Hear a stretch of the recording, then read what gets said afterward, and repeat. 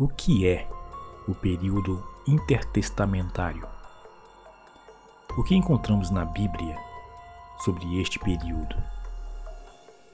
O período intertestamentário é o período de tempo compreendido entre os dois testamentos, o Antigo e o Novo Testamento. Um período que durou mais de 400 anos.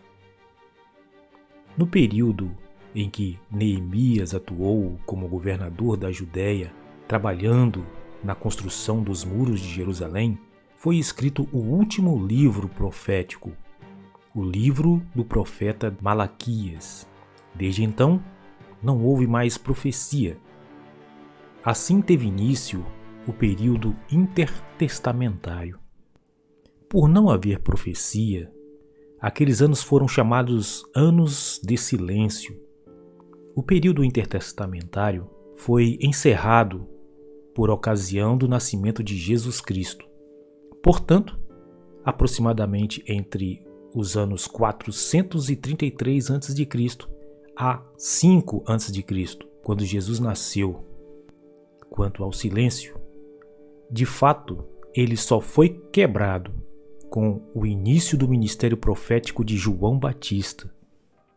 Mas então não houve nenhuma profecia a respeito desse tempo? Na verdade, o profeta Daniel profetizou tudo o que aconteceu por ocasião de todo este período.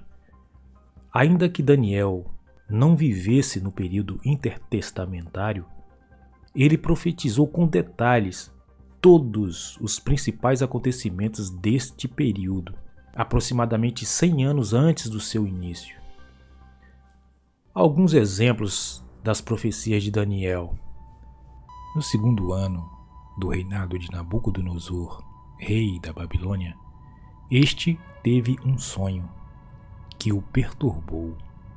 Então mandou chamar todos os sábios do seu reino, dizendo: se não me fizerdes saber o sonho e a sua interpretação, sereis despedaçados, e as vossas casas serão feitas monturo. Daniel capítulo 2, versículo 5. Então, pedindo misericórdia ao Deus do céu sobre este mistério, juntamente com seus companheiros Ananias, Misael e Azarias, Deus revelou o mistério a Daniel numa visão de noite. Respondeu Daniel na presença do rei e disse: o mistério que o rei exige, nem encantadores, nem magos, nem astrólogos o podem revelar ao rei. Mas há um Deus no céu, o qual revela os mistérios, pois fez saber ao rei Nabucodonosor o que há de ser nos últimos dias. Daniel capítulo 2, versículo 27 ao 28. Tu, ó rei, estavas vendo, e eis aqui uma grande estátua. Esta, que era imensa e de extraordinário esplendor, estava em pé diante de ti, e a sua aparência era terrível.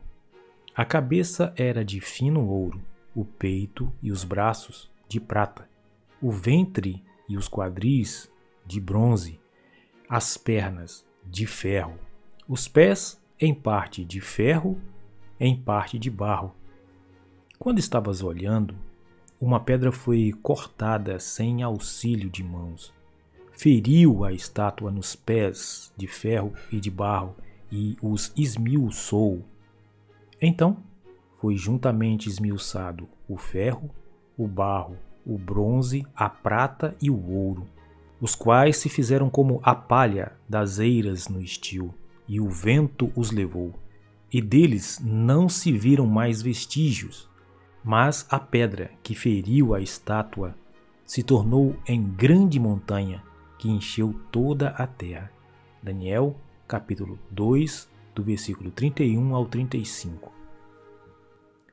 A interpretação foi esta. A cabeça de ouro da estátua representava o Império Babilônico. Este é o sonho, e também a sua interpretação diremos ao rei. Tu, ó rei, Rei de reis, a quem o Deus do céu conferiu o reino, o poder, a força e a glória. a cujas mãos foram entregues os filhos dos homens onde quer que eles habitem, e os animais do campo e as aves do céu, para que dominasses sobre todos eles. Tu és a cabeça de ouro. Daniel capítulo 2, versículo 36 ao 38. O peito e os braços de prata da estátua representava o Império Medo-Persa. Decorridos 42 anos após a morte de Nabucodonosor, no ano 539 a.C., Belsassar ofereceu um grande banquete. Usaram nesse banquete os utensílios de ouro que foram tirados do Templo de Jerusalém. No mesmo instante, apareceram uns dedos de mão de homem e escreviam de frente do candeeiro. Mais uma vez, os sábios não puderam interpretar o mistério, e Daniel foi apresentado ao rei. Esta, pois, é a escritura que se traçou: Mene, Mene, Tekel e Parsim. Esta é a interpretação daquilo. Mene, cortou Deus o teu reino e deu cabo dele. Tekel, pesado foste na balança e achado em falta. Peres, dividido foi o teu reino e dado aos medos e aos persas. Daniel capítulo 5, versículo 25 ao 28.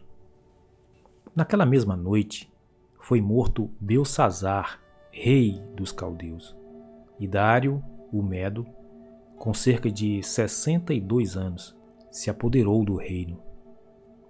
Daniel capítulo 5, versículos 30 e 31.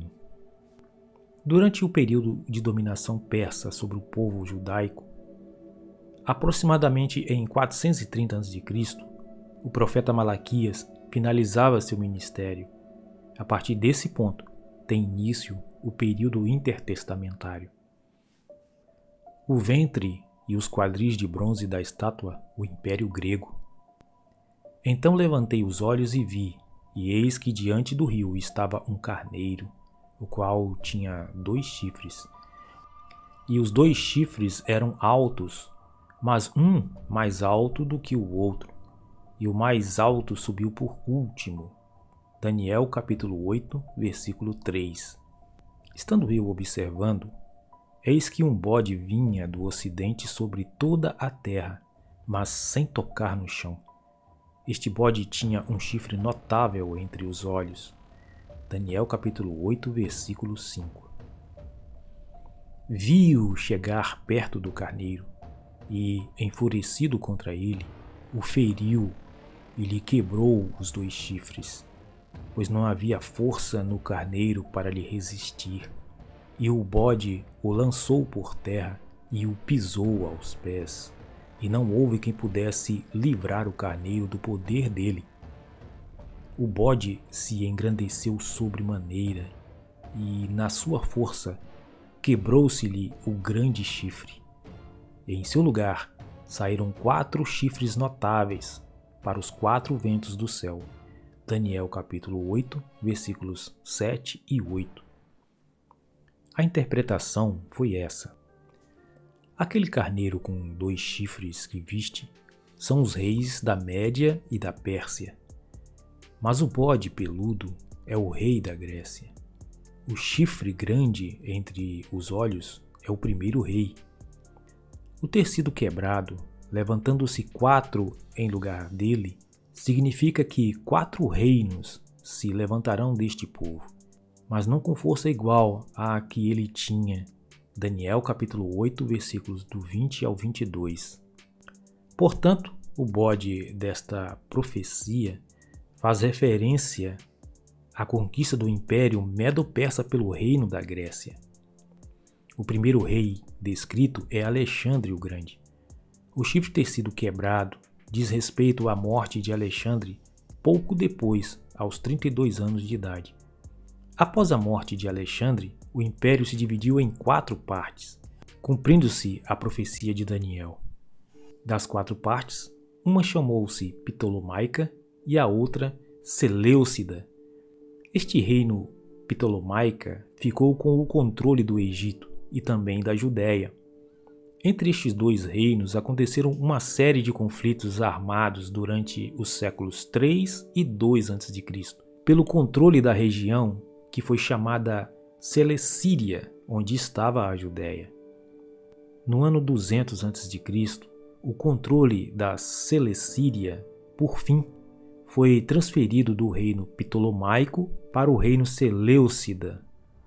Mas no fim do seu reinado, quando os prevaricadores acabaram, levantar-se-á um rei de feroz catadura e especialista em intrigas. Daniel, capítulo 8, versículo 23. Esse versículo deve referir-se a Antíoco IV. Este rei Seleucida tentou impor um tipo de helenização radical sobre os judeus, cometendo grandes atrocidades, procurando erradicar a religião judaica. Aconteceu em 167 a.C., quando Antíoco IV estabeleceu um decreto que proibia a prática do judaísmo sob pena de morte, isto é, a prática religiosa da Torá, que são o Pentateuco de Moisés. Além disso, Antíoco tentou introduzir o culto a Zeus no Templo de Jerusalém.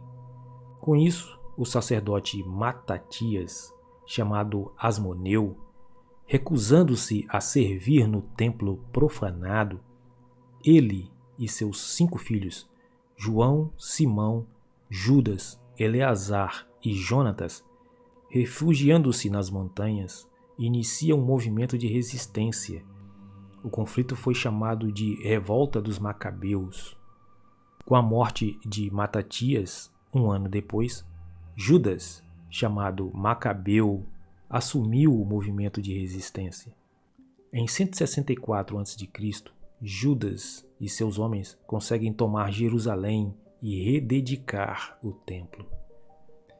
A Judéia torna-se independente, passando a ser governada por uma dinastia controlada por sumos sacerdotes.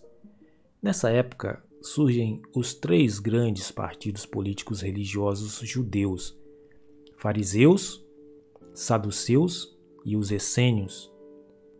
Contudo, a chamada dinastia dos Asmoneus chegou ao fim no ano 63 a.C., numa intervenção romana através do general Pompeu.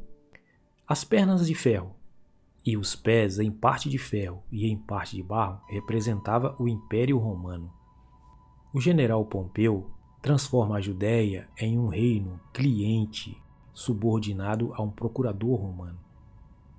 Em 37 a.C., Herodes o Grande foi posto pelos romanos como rei da Judéia. A pedra cortada sem auxílio de mãos que destruiu a estátua representava Jesus Cristo. Jesus disse: "Ainda não leste esta escritura? A pedra que os construtores rejeitaram, essa veio a ser a principal pedra angular." Marcos, capítulo 12, versículo 10.